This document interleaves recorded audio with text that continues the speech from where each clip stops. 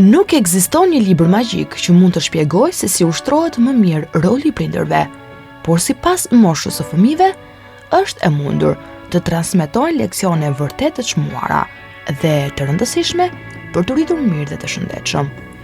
Një nga vlerat e para për të mësuar fëmijëve që të vegjël është refuzimi kundër dhunës dhe promocioni i dialogut. Tu mësosh fëmijëve të refuzojnë dhunën, si fizike ashtu edhe verbale, nuk do të thotë që të mësosh atyre që të ngrindesh dhe të përballesh është diçka e gabuar. Përkundrazi, është e rëndësishme se që të vegjël të përftohet vlera konstruktive përballjes dhe diskutimit. Së dyti, vlerat personale. Sipas ekspertëve në psikologjinë e fëmijëve, në fashën e moshës së para 10 viteve, është e rëndësishme të transmetohet atyre që lumturia është një gjendje brendshme e pavarur nga të tjerët, ose në sakt, asnjë nuk mund të dhurojë lumturinë e vërtet përveç nesh. Ky lloj leksioni është ndoshta më i rëndësishmi, sepse vendos në qendër qenin njerëzore edhe përmbys perspektivën e përbashkët që kënaqësia dhe qetësia vijnë nga jashtë. 3. Respekti për diversitetin. Për fat të mirë, shoqëria është gjithnjë më shumë e ngjyrosur dhe multikulturale, dhe ky aspekt i jep fëmijëve të sotëm mundësitë të papërsëritshme rritjeje dhe përvoje.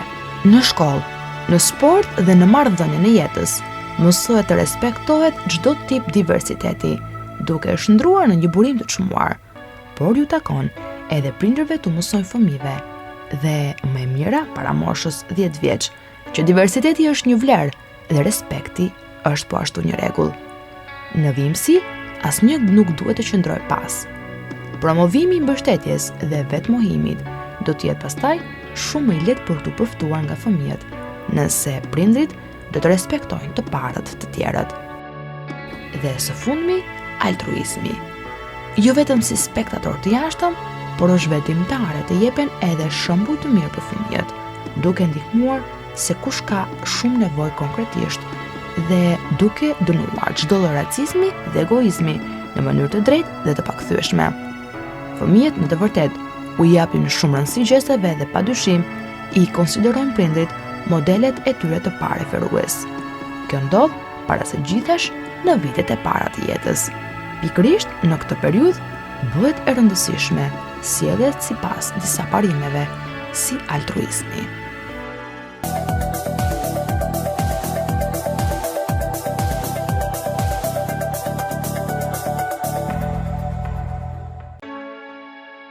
Nuk duhet kurse si të fillojmë një diskutim nëse jemi të zemëruar.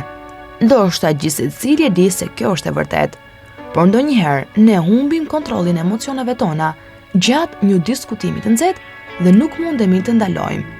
Madje mund ta shtyjmë më tej debatin, derisa të jetë shumë vonë. Por janë 3 arsye të qarta pse nuk duhet kur të debatojmë nëse jemi të zemëruar. Së pari, sepse mendojmë se të gjithë janë kundër nesh.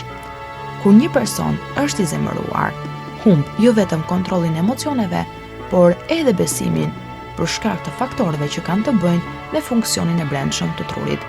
Psikologët thonë se për këtë arsye, ne cilësojmë çdo fjalë apo gjest të personit që kemi përballë një fyerje. Kjo bën që tonat e bisedës të nxehen, çka do të çojë padyshim në fundin e kësaj marrëdhënie. Së dyti, pa dashur do të zemërosh edhe kundërshtarin tënd.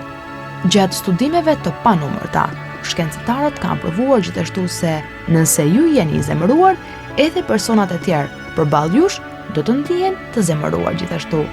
Ky fakt e përforcon më tepër iden se nuk do të jeni kurse si në gjendje të zgjidhni një konflikt kur jeni i zemëruar.